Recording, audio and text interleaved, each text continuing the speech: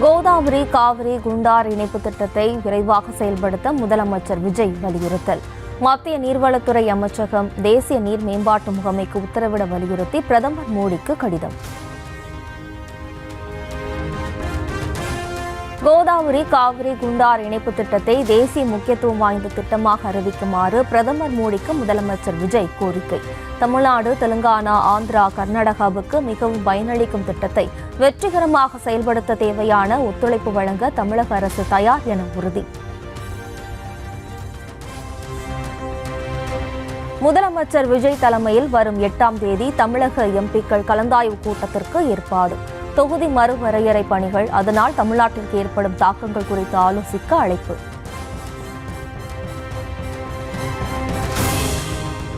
முதலமைச்சர் விஜய் தலைமையிலான தவிக அரசின் முதல் வேளாண் நிதிநிலை அறிக்கையை தாக்கல் செய்தார் அமைச்சர் வினோ.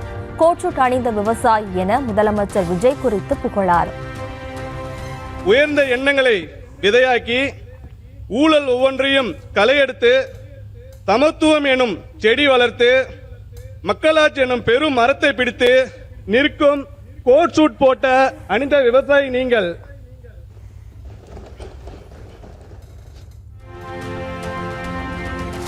தமிழகத்தில் விவசாயிகளுக்கு 17,000 கோடி ரூபாய் பயிர்க்கடன் வழங்க இலக்கு. 3,000 கோடி ரூபாயில மூலதனம் கடன் வழங்கும் என்றும் வேளாண் பட்ஜெட்டில் அறிவிப்பு. வேளாண்மை நடைபெறும் நிலத்தை 100% பயிர் காப்பீட்டில் கொண்டுவர 648 கோடியே 55 லட்சம் ரூபாய் ஒதுக்கீடு.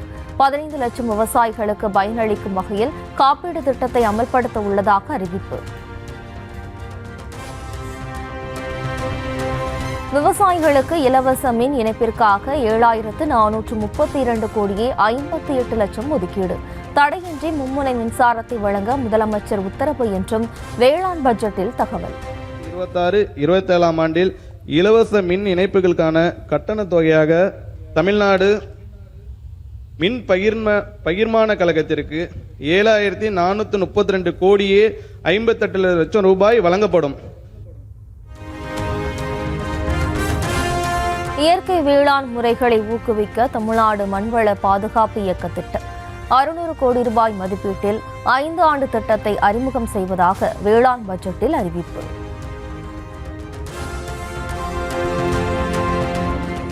தமிழகத்தில் 4 லட்சம் விவசாயிகளுக்கு மண்நல அட்டைகள் வழங்கும் திட்டம். மண் வளத்தை அறிந்து சமச்சீர் உர பயன்பாட்டை ஊக்குவிக்கும் வகையில் நடவடிக்கை. சமச்சீர் உர பயன்பாட்டை ஊக்குவிக்கும் விதமாக 1 லட்சம் விவசாயிகளுக்கு 4 கோடி ரூபாய் மாநில நிதி ஒதுக்கீட்டில் மண்ணல் அட்டைகள் வழங்கப்படும். கூடுதலாக உழவர் அடையாள எண் பெற்ற சுமார் 3 லட்சம் விவசாயிகளுக்கு மண்ணல அட்டைகள் ஒன்றிய மாநில அரசு திட்டத்தின் கீழ் 6 கோடியே 16 லட்சம் ரூபாய் நிதி ஒதுக்கீட்டில் வழங்கப்படும். தமிழகத்தில் அறிமுகப்படுத்தப்படுகிறது அண்ணல் அம்பேத்கர் வேளாண் உதவி திட்டம். ஆதி திராவிடர் மற்றும் பழங்குடியின விவசாயிகள் திட்ட பலன்களை தடையின்றி அடையும் வகையில் ஏற்பாடு.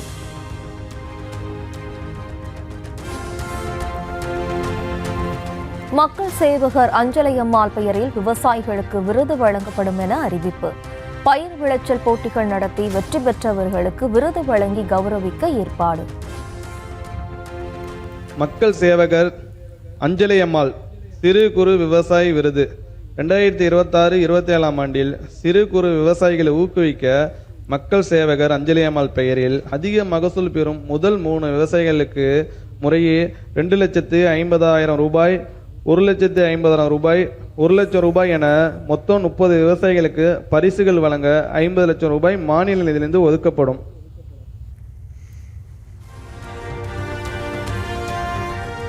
மாவட்ட அளவில் அதிக மகசூல் பெறும் விவசாயிகளுக்கு வெற்றி விவசாயி விருது. உயர்ந்த வேளாண்மையில் சிறந்து விளங்கும் விவசாயிகளுக்கு நம்மாழ்வார் விருது வழங்கப்படும் என்றும் வேளாண் பட்ஜெட்டில் அறிவிப்பு.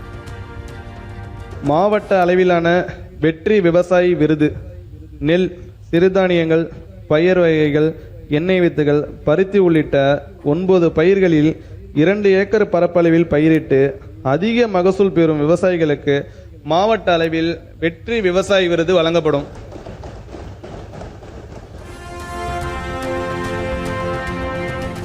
கும்பகோணம் அருகே உள்ள சாக்கோட்டையில் நம்மாழ்வார் பெயரில் புதிய கல்லூரி 15 கோடி ரூபாய் செலவில் வேளாண்மை பட்டய படிப்பு கல்லூரி அமைக்கப்படும் என வேளாண் பட்ஜெட்டில் அறிவிப்பு.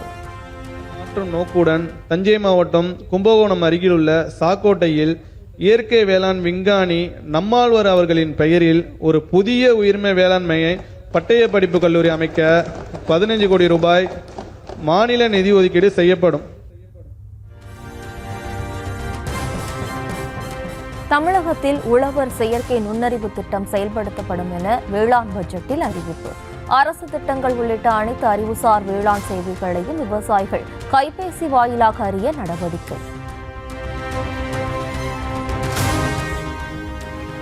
மழையின்றி வறட்சியால் பாதிக்கப்பட்ட மாவட்டங்களில் வேளாண்மை இடை ஏற்பாட்டு திட்டம் ஒருங்கிணைந்த முறையில் செயல்படுத்த ஏற்பாடு என வேளாண் பட்ஜெட்டில் அறிவிப்பு.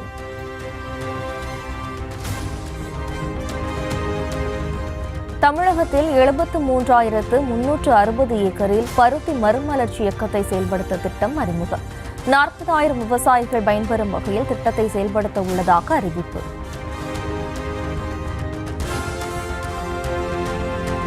தமிழகத்தில் 12,500 ஏக்கர் பரப்பில் வேளாண் காடுகளை உருவாக்க திட்டம்.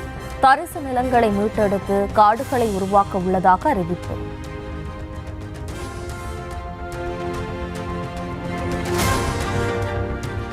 தமிழ்நாட்டில் நீர் மேலாண்மைக்காக துளி துளி தண்ணீர் திட்டம் செயல்படுத்தப்படும் என வேளாண் பட்ஜெட்டில் அறிவிப்பு. 785 கோடி ரூபாய் செலவில் 2,22,794 ஏக்கரில் திட்டத்தை செயல்படுத்த இலக்கு. விவசாயம் காக்க தமிழகத்தில் அறிமுகப்படுத்தப்படுகிறது வெற்றி வான்மகள் திட்டம். வேளாண் துறைக்கான ட்ரோன்களை இயக்க மகளிருக்கு பயிற்சி அளிக்கும் திட்டத்திற்கு 4,5 கோடி ரூபாய் ஒதுக்கீடு.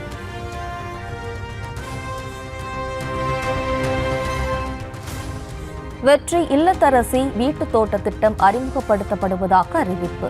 10 கோடி ரூபாய் செலவில் திட்டத்தை செயல்படுத்த உள்ளதாக தகவல்.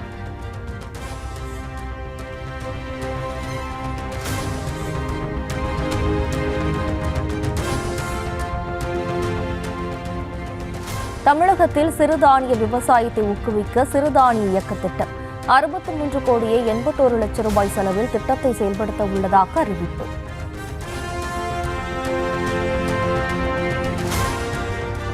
உழவர்களின் வருவாயை பெருக்க தமிழ்நாடு விவசாயிகளின் வருமான மேம்பாட்டு ஆணையம் சென்னையை தலைமையிடமாக கொண்டு 23 கோடி ரூபாய் செலவில் அமைக்க உள்ளதாக அறிவிப்பு.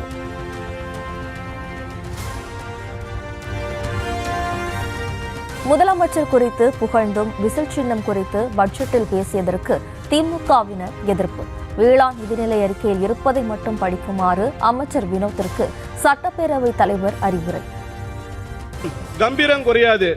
விசில் தனியாக ஒலித்தாலும் கம்பீரம் குறையாது. அணியோடு சேரும் போது அகம்பாகம் இருக்காது. அணி நாங்கள் கொண்டாட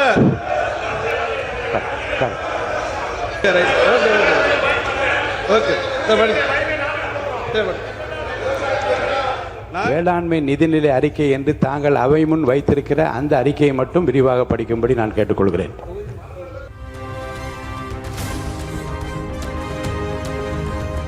பட்ஜெட் தாக்கல் செய்த அமைச்சர்கள் இருவருக்கு முதலமைச்சர் விஜய் பாராட்டு. மக்கள் நலன் சார்ந்த திட்டங்கள் தொலைநோக்கு பார்வையுடன் அறிவிக்கப்பட்டுள்ளதாக தகவல். வறட்சி பற்றி பேசாமல் புகழ்ச்சி பாடி முதலமைச்சரின் உச்சிக்குளிர பாராட்டு மழை பொழியவே வேளாண் பட்ஜெட் தாக்கல். டெல்டா உழவர்களுக்கு எதுவும் இல்லை வெற்றி பட்ஜெட் என்றும் திமுக தலைவர் மு க ஸ்டாலின் விமர்சனம்.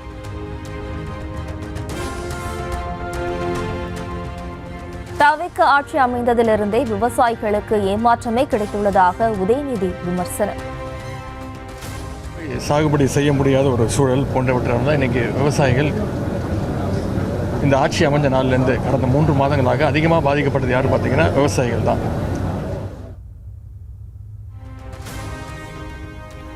வேளாண் நிதிநிலை அறிக்கையில் திட்டங்களுக்கு பெயர்கள் மட்டுமே மாற்றப்பட்டுள்ளதாக சாடல்.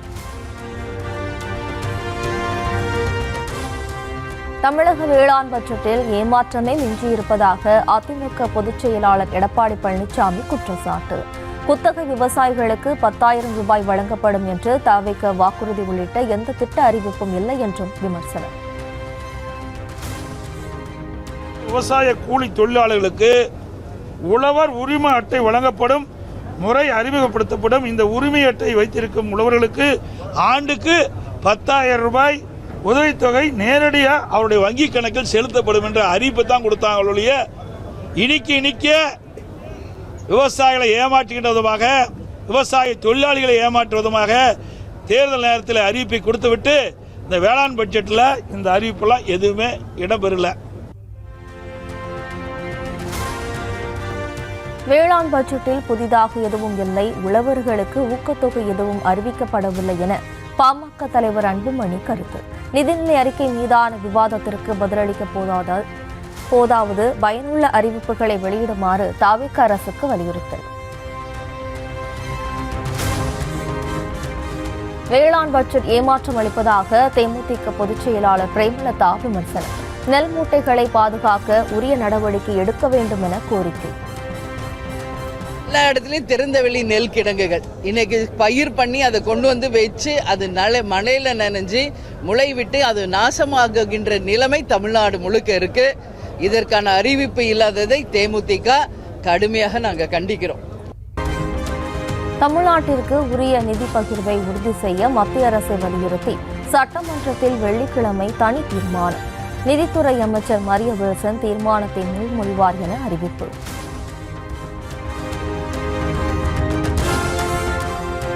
ஆட்சி மாறும்போது மக்களுக்கு பயனுள்ள நல்ல திட்டங்களை தொடர்வது வழக்கம்தான் என அமைச்சர் நிர்மல்குமார் பேட்டி. திமுகவின் திட்டங்களுக்கு தவிக ஆட்சியில் ஸ்டிக்கர் ஒட்டி விமர்சனத்திற்கு பதில். பேசணும்னு சொல்றாங்க. பழைய திட்டங்கள்னு எல்லா திட்டங்களுமே தமிழக அரசியலில் செயல்படுத்த வர திட்டங்களும் எல்லாமே 70 வருஷம் 80 வருஷம் ஒவ்வொரு திட்டங்களாக செயல்படுத்திட்டு வர திட்டங்கள் தான். ஒவ்வொன்றும் ஒவ்வொரு காலகட்டங்களில் ஒவ்வொரு அரசு கொண்டு வந்தது. அந்தந்த திட்டங்களை அந்தந்த அரசு அடுத்த அரசு வர்றப்போ நல்ல திட்டங்களை எடுத்து அதை மீண்டும் அதை செயல்படுத்துறதும், தேவையில்லாமல் ஏதாவது ஒரு திட்டங்கள் சரியாக செயல்படவில்லை என்றால் அதை மாற்றி அமைக்கும் விதத்திலும் நடக்கிறது நடைமுறை தான். அதில் எங்கள் திட்டத்தை கொண்டு வந்தோம் உங்கள் திட்டத்தை கொண்டு வந்தோம் எதெல்லாம் மக்களுக்கு பயனுள்ள திட்டங்களோ அனைத்து திட்டங்களும் விரைவாக நல்ல முறையாக செயல்படுத்துவதற்காக இருக்குது. கடந்த ஆட்சியாளர்கள் பொதுத்துறை நிறுவனங்களை மூடும் அளவிற்கு நிதி நிலைமையை மோசமாக விட்டு சென்றதாக அமைச்சர் நிர்மல்குமார் குற்றச்சாட்டு. நிதி ஆதாரத்தை பெருக்க அதிமுக செய்தது என்ன என கேள்வி. எல்லாமே மூடும் அளவிற்கான நிலைமையில தான் இவர்கள் விட்டு சென்றிருக்காரு. நிதிநிலை எங்கேயுமே நிதி ஆதாரம் சொல்றாரு. நேற்று எடப்பாடி சொல்றாரு புதிய ஆதாரத்தை பெருக்குவதற்கு எந்த முயற்சியும் செய்யலன்னு. நீங்க என்ன செஞ்சீங்க? புதிய ஆதாரத்தை பெருக்கிறதுக்கு திரு எடப்பாடி அவர்கள் என்ன செஞ்சாரு? எதுவும் செய்யல. சரி, 5 வருஷத்துக்கு முன்னாடி திரு ஸ்டாலினும் திரு உதயநிதி அவர்களும் இதே இடத்துல தான் போனாங்க. அப்போ நீங்க புதிய அளவில் நிதி ஆதாரத்தை பெருக்க என்ன செஞ்சீங்க? எதுவும் செய்யல. ஆனால் கண்டிப்பாக முதல்வர் அவர்கள் எல்லா விதத்திலும் இதை சீரமைக்கும் வேலையை செஞ்சுட்டு இருக்கிறார்.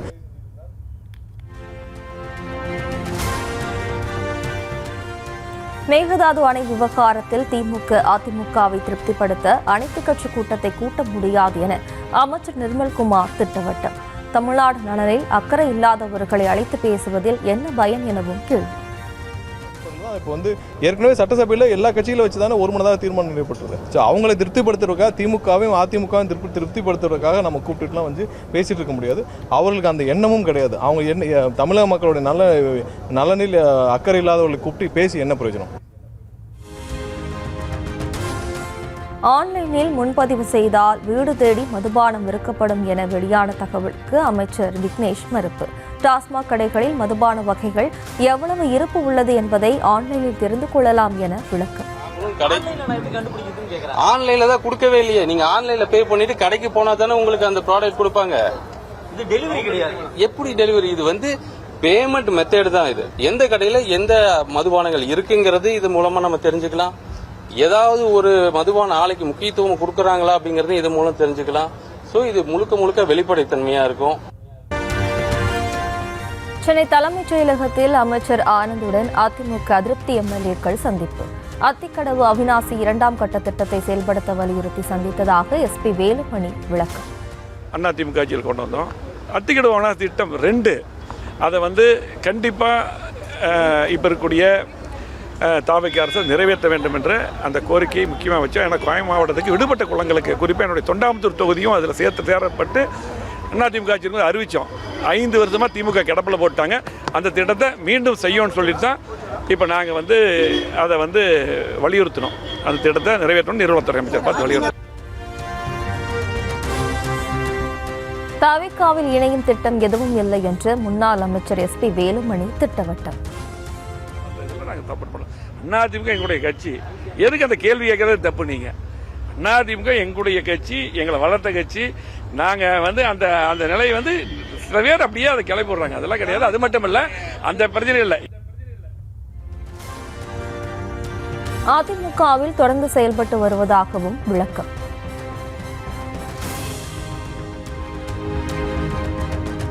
அமைச்சர் ஆனந்தை சந்தித்த நிலையில் அதிமுக பொதுச் செயலாளரை சந்திக்காத முன்னாள் அமைச்சர் CV சண்முகம் எடப்பாடி பழனிசாமியை ஏன் சந்திக்க வேண்டும், அவருக்கும் எனக்கும் என்ன உள்ளது என்றும் கேள்வி.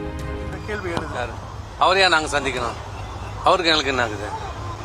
அவரையா நாங்க சந்திக்கணும்?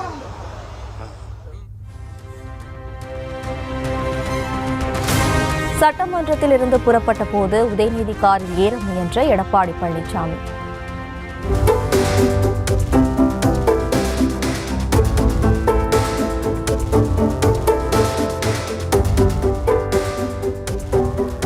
முன்னும் பின்னுமாக நிறுத்தப்பட்டிருந்ததால் ஏற முற்பட்டவரை பாதுகாவலர் தடுத்து அழைத்து சென்றார். சைவ வைணவ சமயங்கள் மற்றும் பெண்கள் குறித்து சர்ச்சைக்குரிய வகையில் பேசியதாக தொடரப்பட்ட வழக்கு. முன்னாள் அமைச்சர் பொன்முடிக்கு எதிராக பிடிவாரண்ட் பிறப்பித்து சென்னை ஜார்ஜ் டவுன் நீதிமன்றம் உத்தரவு.